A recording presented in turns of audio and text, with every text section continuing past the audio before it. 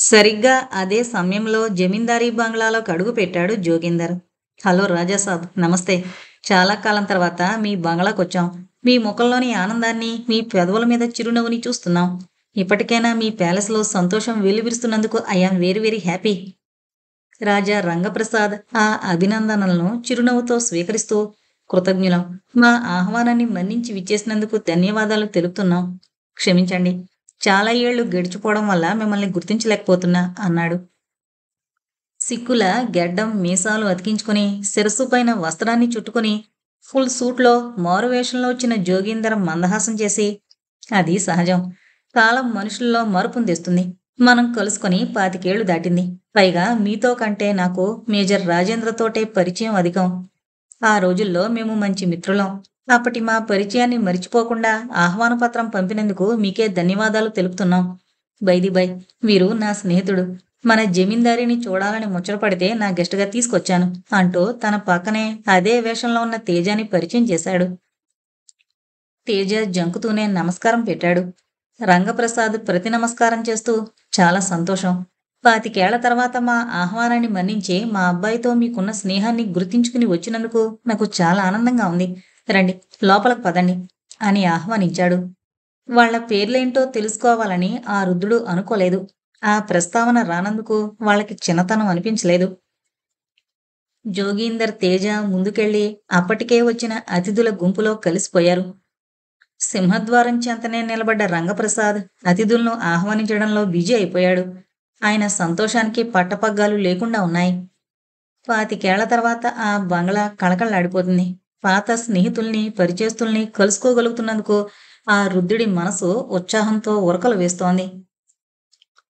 అతిథుల మధ్య ఇమిడిపోయిన జోగీందర్ చూపులు ఆ హాలంతటినీ గాలిస్తున్నాయి. కమాండర్ రుద్ర బృందం ఇంకా వచ్చారో లేదోనని అతడి మనసు ఉద్విగ్న పడుతోంది. మార్గమధ్యంలో జ్యువెలరీ షాప్ వద్ద మారుతి జిప్సీని ఆపినప్పుడు వాళ్ళు చూడలేదు. కొద్దిసేపటి క్రితం దాని టైర్స్ బరస్ట్ అయ్యాయన్న సంగతి వాళ్లకు తెలీదు. అందుచేత తమకంటే ముందు బయలుదేరిన ఆ బృందం తమకంటే బాగా ముందు ఆ ఫంక్షన్కి అటెండ్ అయి ఉంటుందని అనుకున్నాడు జోగిందర్. కానీ ఆహ్వానితుల్లో ఆ బృందానికి చెందిన వాళ్ళు ఒకరు కూడా కనిపించకపోయేసరికి అతడు ఆలోచనలో పడ్డాడు. కానీ వాళ్ళని గురించి ఎవరిని అడగాలి? అడిగితే రియాక్షన్ ఎలా ఉంటుంది? ఏంటిది, మనకంటే ముందు బయలుదేరిన వాళ్ళు పరిచయ కార్యక్రమాలు పూర్తయ్యాక బంగ్లా లోపల రెస్ట్ తీసుకుంటున్నారా, లేక మనసు మార్చుకుని మార్గమధ్య నుంచి వెనుతిరిగి వెళ్ళిపోయారా? అడిగాడు తేజ తగ్గు స్వరంతో అనుమానంగా. జోగీందర్ సింహద్వారం వైపు చూస్తూ, అదే ఆలోచిస్తున్నాను. ఆ ముసలాన్ని అడిగి తెలుసుకోవచ్చు, కానీ వాడు అనుమానపడి ఆ గ్యాంగ్కి మనకి పరిచయం ఏమిటని ఎదురు ప్రశ్నిస్తే వేషాలు మార్చుకొచ్చిన మనం దొంగల్లా దొరికిపోతాం. అందుచేత కాసేపు ఓపిక పడదాం.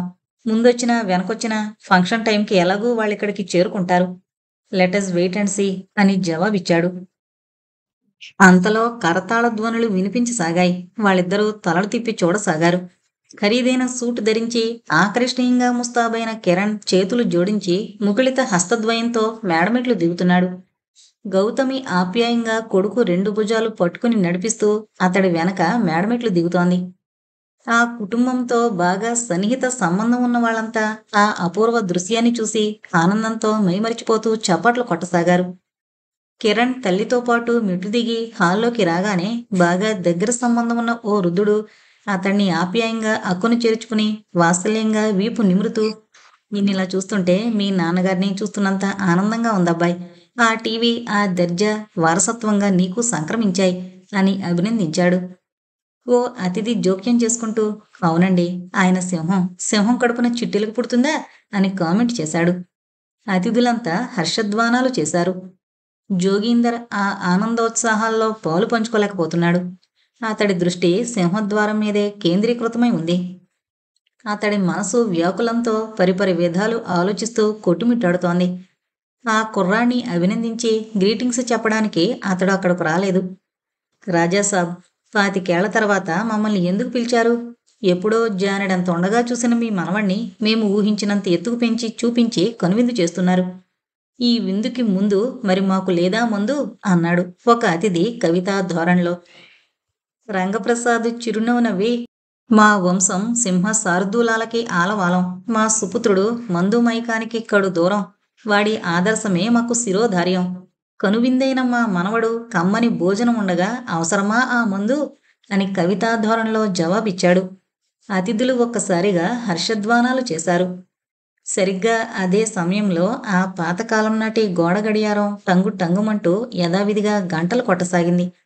అందరూ బర్త్డే కేక్ చుట్టూ గుమిగూడుతున్నారు. ఒక అతిథి రిస్ట్ వాచ్లో టైం చూసుకుంటూ, మేజర్ రాజేంద్రకి టైం పంక్చువాలిటీ అన్నా ప్రిన్సిపల్స్ పాటించడం అన్నా ప్రాణం. షార్ప్ ఎట్ 6 PM అంటే ఖచ్చితంగా 6 అయ్యేసరికి సిన్సియర్గా పార్టీకి అటెండ్ అయ్యేవాడు. ఈ వేళ మన మధ్య మేజర్ లేకపోవడం మనందరికీ తీరని లోటు అని చెప్తున్నాడు. ఆ మాటలు వింటోన్న రంగప్రసాద్ బాధతో తల వంచుకున్నాడు. భర్తని గుర్తు చేసుకున్న గౌతమి విషాద వదనంతో తలదించుకుంది. అప్పుడే గడియారం ఆఖరి గంట కొట్టింది. అప్పటికే జోగీందర్, తేజ బర్త్డే కేక్ ముందుకు చేరుకున్నారు. మరో అతిథి మాట అందుకుంటూ, అవునవును, అప్పుడు ఇలాగే మేజర్ ఆలస్యమయ్యాడని కామెంట్స్ విసిరాం. కానీ కాలం విలువని గుర్తు చేయడానికి టైం కంటే 5 నిమిషాలు ముందు గంటలు కొట్టే ఏర్పాటు ఆ గడియారానికి చేసినట్లు చెప్పి మనందరి వాచీల్లోనూ టైం దిద్దించాడు మేజర్. ఇప్పుడు చూడండి, మన గడియారాల్లో కరెక్ట్ టైము కరెక్ట్గా 6 గంటలు అయింది. మేజర్ గారి గోడ గడియారం మాత్రం 5 నిమిషాలు ఆలస్యంగా నడుస్తోంది అని చలోక్తి విసిరాడు. No, never. మేజర్ రాజేంద్రకి టైం అంటే టైమే అన్న గంభీర స్వరం ఆ హాల్లో ప్రతిధ్వనించింది. బర్త్డే కేక్ చుట్టూ గుమిగూడిన అతిథులంతా తుళ్ళింతలతో తలలు తిప్పి సింహద్వారం వైపు చూశారు. ముఖం మీద నుంచి ధారాపాతంగా కారుతున్న చెమట ధారలను కూడా లెక్క చేయకుండా కమాండర్ రుద్ర టకటక బూట్లు చప్పుడు చేసుకుంటూ మృగరాజులా టీవీగా అడుగులు వేస్తూ, సారీ జెంటిల్మెన్, ఆ గోడ గడియారంలో మార్పు రాలేదు. ఈ మేజర్ రాజేంద్ర ప్రిన్సిపల్స్లో ఏ మార్పు సంభవించలేదు. ఎన్నిసార్లు మార్చినా మార్పు రాకుండా బుద్ధి లేకుండా తిరుగుతున్నట్లున్నాయి. మీలో కొందరి చేతులుకున్న wrist watches. Are you interesting clarify it అంటూ ఆ ఇంటితో తనకు బాగా పరిచయం ఉన్నవాళ్ల చకచకా నడుచుకుంటూ వెళ్ళి ఓ మూల గోడవారుగా టేబుల్ మీదున్న ట్రాన్సిస్టర్ని ఆన్ చేశాడు. దానిలోంచి కుక్ కుక్ అన్న సాంకేతిక శబ్దం వినిపించింది. ఆ మరుక్షణమే this is all India రేడియా giving the news reader by Thomas అని వినిపించింది. రుద్ర ట్రాన్సిస్టర్ వాయిస్ తగ్గిస్తూ అతిథుల వైపు తల తిప్పి, now the time is sharp 6 PM. కరెక్ట్గా 6ంటికి ఆల్ ఇండియా రేడియో ఇంగ్లీష్ వార్తా ప్రసారాన్ని అందిస్తుంది. And now look at our wall clock. There also the time is 6 అని ప్రకటించాడు. గోడ గడియారంలో సరిగ్గా 6 అయ్యేసరికి అతిథులంతా అప్రయత్నంగా కరతాళ ధ్వనులు చేశారు. ఆ ఫంక్షన్కి అనుకోని అతిథిగా అనూహ్యంగా అక్కడ ప్రత్యక్షమైన రుద్రని చూసి నిర్ఘాంతపోయాడు కిరణ్. పంక్చువాలిటీని మెయింటైన్ చేస్తూ సరిగ్గా కరెక్ట్ టైంకి అక్కడికి చేరుకున్న రుద్రని గమనించి విస్తుపోయాడు జోగిందర్. ధర్మతేజ్ ఏకంగా గుడ్లు అప్పగించేశాడు. అతిథుల్లో ఒక వ్యక్తి చకచకా ముందుకొచ్చి రుద్రని అభినందిస్తూ, వెల్ జెంటిల్మెన్, మా మిత్రుడు రాజేంద్ర ప్రిన్సిపల్స్ని మీ హావభావ ప్రదర్శనలతో కళ్ళకి కట్టినట్లు చూపించారు. వయసులో చిన్నవారైన ముమ్మూర్తుల రాజేంద్ర మళ్లీ మాకు దర్శనమిచ్చినట్లు అనిపించింది. మీరెవరో తెలుసుకోవచ్చా? May I know your identification అడిగాడు కుతూహలంగా. ఎవరా? నేనెవరా? హా అంటూ రుద్ర ఆ వ్యక్తి వైపు పరిహాసంగా చూస్తూ, వాట్ మిస్టర్ నాయుడు, లాయర్గా రోజూ ఎంతోమంది ఖచ్చిదానాన్ని చూస్తూ చూస్తూ ఆ కాస్త మతి కూడా పోగొట్టుకున్నావా? తెలుస్తూనే ఉంది. చెప్పి దవడలు పీకుపోయిన ఆ గొంతకళ్ళు, జుట్టంతా రాలిపోయి బట్టబుర్ర మీద గడ్డి పరకల్లా రెపరెపలాడుతున్న ఆ 4 శిరోజాలు. హే, కేసుల భారంతో నీ వయసు రెట్టింపు పెరిగిపోయింది. నీ మతి పూర్తిగా ఆవిరైపోయింది. నన్ను, ఈ మేజర్ రాజేంద్రని, నా బంగ్లాలో నా అతిథుల సమక్షంలో నన్ను ఎవరో అని నిలదీస్తున్నావా? మతిపోయింది నాయుడు, నీకు నిజంగానే మతిపోయింది. హహహా అని పగలబడి నవ్వాడు. ఆ నవ్వు వింటూ అతిథులు 50 మంది స్తంభించిపోయారు. ఆ అట్టహాసం చిరపరిచితం. కానీ ఆ మనిషిని మాత్రం అప్పుడే తొలిసారిగా చూస్తున్నారు. ఎవరా వ్యక్తి? రాజేంద్ర మాట తీరుని ఎలా అనుకరించగలిగాడు? హే, వాట్ ఈస్ దిస్? మా చిన్న బర్త్డే ఫంక్షన్కి వచ్చి మీరంతా ఏంటలా బొమ్మల్లా బీసుకుపోయారు అంటూ రుద్ర ఒక్కొక్క అడుగు ముందుకు వేస్తూ, హలో గాయత్రీదేవి, ఎలా ఉన్నారు? మీ వారింకా లండన్ నుండి తిరిగి రాలేదా? హలో జాన్, ఏంటింతలా చిక్కిపోయావు? అన్నం పెట్టడం మానేసి మీ మిస్సెస్ ఇంకా కాల్చుకు తింటుందా అంటూ రుద్ర పేరు పేరున పలకరిస్తూ, అంతలో రిస్ట్ వాచ్లో టైం చూసుకుని, ఇప్పటికే 3 నిమిషాలు ఆలస్యమైంది. ఈ రాజేంద్ర కరెక్ట్గా టైమింగ్స్ని పాటిస్తాడు. Come on, let us celebrate our Chinna's birthday function. అని చెబుతూ అతిథుల మధ్య నుంచి దారి చేసుకుంటూ చొరవగా బర్త్డే కేక్ ఉంచిన టేబుల్ని సమీపించాడు రుద్ర. అక్కడ దిగ్భ్రాంతితో నిలబడున్న కిరణ్ వైపు చూసి, నిన్ను ఎక్కడో ఎప్పుడో చూసినట్లు జ్ఞాపకం. ఎవరైతేనేం మా ఇంట్లో ఫంక్షన్కి అటెండ్ అయ్యావా అంటూ చుట్టూ ఉన్న జనాన్ని ఓసారి చూసి, వాట్ ఈస్ దిస్? ప్రిన్సిపల్స్కి ప్రాణమిచ్చే మేజర్ రాజేంద్ర బంగ్లాలోనే ఇంత అలక్ష్యమా? కేక్ కట్ చేయాల్సిన చిన్న ఇంకా ముస్తాబు చేసుకుంటున్నాడా? దిస్ ఈజ్ టూ మచ్ అంటూ విసుగ్గా తలెత్తి మేడవైపు చూస్తూ, గౌతమే గౌతమే బిరింగ్ చిన్న క్విక్ అంటూ ఒక్క పొలికేక పెట్టాడు రుద్ర. ఆ మాట విన్న అతిథులకు నిజంగానే మతిపోయినట్టయింది. సుమారు 30 ఏళ్ల క్రితం రాజేంద్ర మరణించిన సంగతి వాళ్ళందరికీ తెలుసు. ఇప్పుడు రాజేంద్ర గనక బ్రతుకుంటే అతడి వయసు దాదాపుగా 60 ఉంటుంది.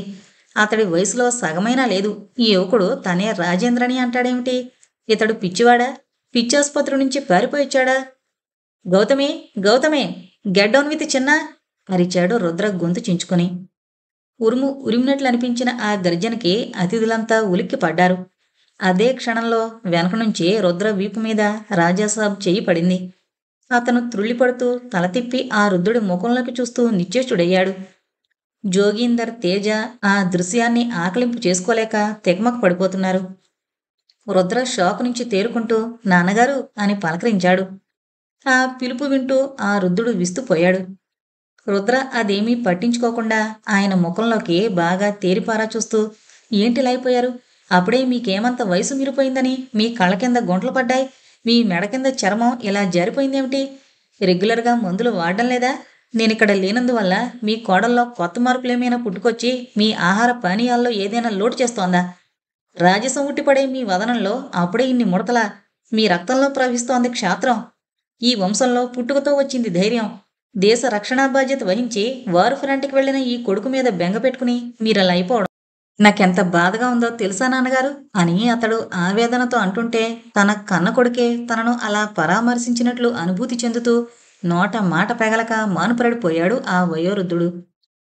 నోనో, ఈ జమీందారీ మీది, ఈ ఆస్తి సర్వస్వం మీది, మీ తర్వాతే నాది. మీ ఇంట్లో మీకే ఇంత లోటా?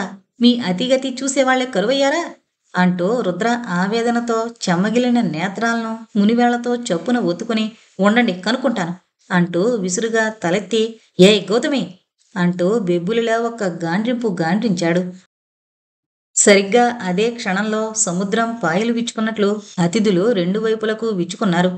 వాళ్ల మధ్య నుంచి ఏర్పడ్డ దారిలోంచి చూసిన రుద్రకి మేడమెట్ల పక్కన సందిగ్ధంతో శిలా విగ్రహంలా బిగుసుకుపోయి నిలబడ్డ గౌతమి దర్శనమిచ్చింది.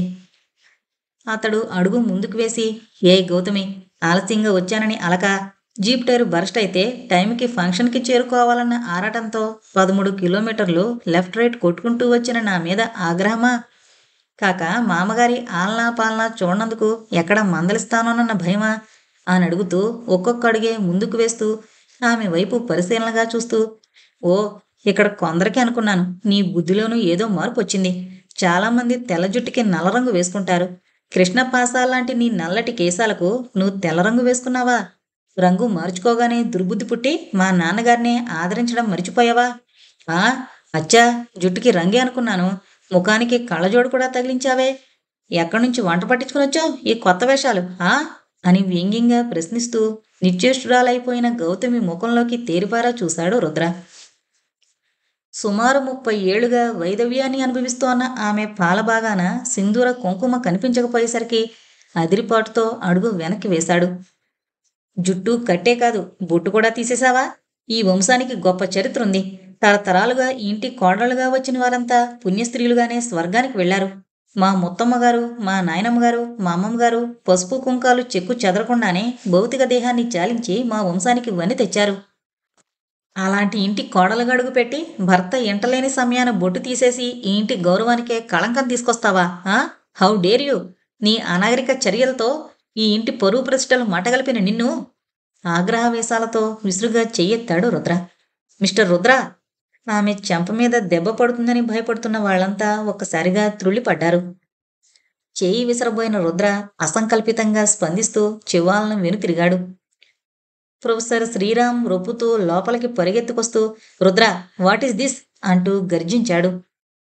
రుద్ర కళ్ళు చిట్లించి అతడి ముఖాన్ని పదే పదే చూస్తూ, రండి ప్రొఫెసర్, కమాన్ ఈ ఔన్నచిత్యాన్ని మీ కళ్ళారా చూడండి. భర్త బతికుండగానే కులస్త్రీకి గౌరవప్రదమైన బొట్టు తీసేసిన ఈ సుమంగళిని చూడండి. కావాలనే వైదవ్యాన్ని తలకెత్తుకున్న నా భార్యని చూడండి అన్నాడు ఆవేశంలో వెటకారాన్ని జోడిస్తూ.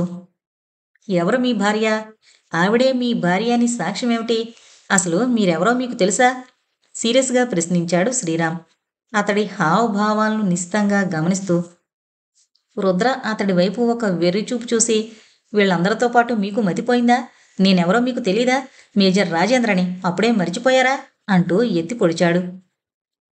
ప్రొఫెసర్ అతడి కళ్ళలోకి సూటిగా చూస్తూ, మీరే రాజేంద్ర అని సాక్ష్యమేమిటి? ప్రశ్నించాడు సూటిగా. రుద్ర ఉలికి పడ్డాడు. ఆవేశంతో పొళ్ళు కొరుకుతూ, సాక్ష్యం సాక్ష్యం, నేనేనని నిరూపించుకోవడానికి కావాలా సాక్ష్యం అని గద్దిస్తూ తల తిప్పి ఆ హాలంతా కలి చూశాడు. అప్రయత్నంగా అతడి దృష్టి గోడకి తగిలించున్న మేజర్ రాజేంద్ర తైలవర్ణ చిత్రపటం మీద పడింది. అతడి ముఖం ఒక్కసారిగా విప్పారింది. అదిగో సాక్ష్యం అంటూ రుద్ర అతిథుల మధ్య నుంచి దారి చేసుకుంటూ చరచరా ఆ చిత్రపటం వైపు అడుగులు వేస్తూ, చూడండి ప్రొఫెసర్, కళ్ళు పెద్దవి చేసుకుని మరీ చూడండి. ఇది నా ఫోటో. ఇది మేజర్ రాజేంద్ర తైలవర్ణ చిత్రపటం అంటూ ఆ ఫోటో పక్కన నిలబడి, ఇప్పుడు చూసి చెప్పండి ప్రొఫెసర్, ఈ ఫోటోని నన్ను పక్కపక్కన చూసి చెప్పండి. నేను కానా? మేజర్ రాజేంద్రని కానా? అని హోంకరించాడు తీవ్ర స్వరంతో.